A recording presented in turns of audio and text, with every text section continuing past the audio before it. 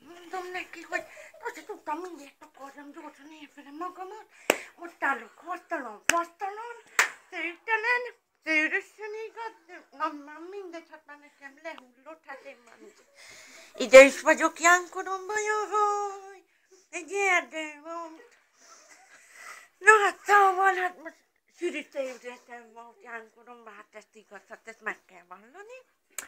És hát gondold én, ahogy ott viridek megtelenül, hasztalanul, fattalanul, bejön egy ember. Azt mondja nekem, hogy ó, de jó tested van.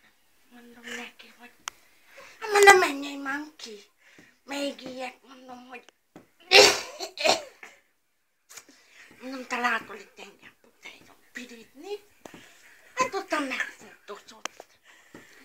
Utána, hát ugye, na hát én megvagytam magam. Utána mentem az uram bejön.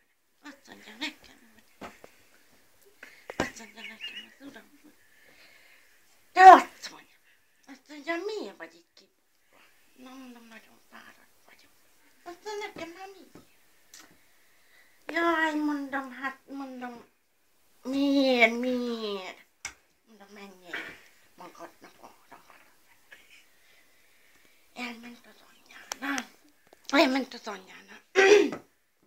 Hát ott ugye, hát összevettünk, mert végül is ő, hát igazából megtudta, hogy én egy másik emberre rendezkedtem. Ottan, jaj,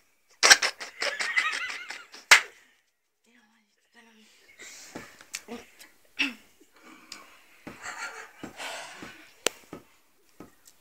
Monika kedves, mondjátok, Monika.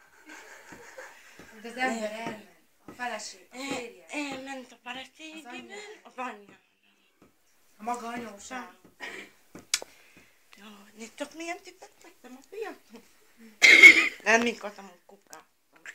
Nézd meg milyeneket kilőknek, látod? Más meg, nézd meg milyen jó kis tippet.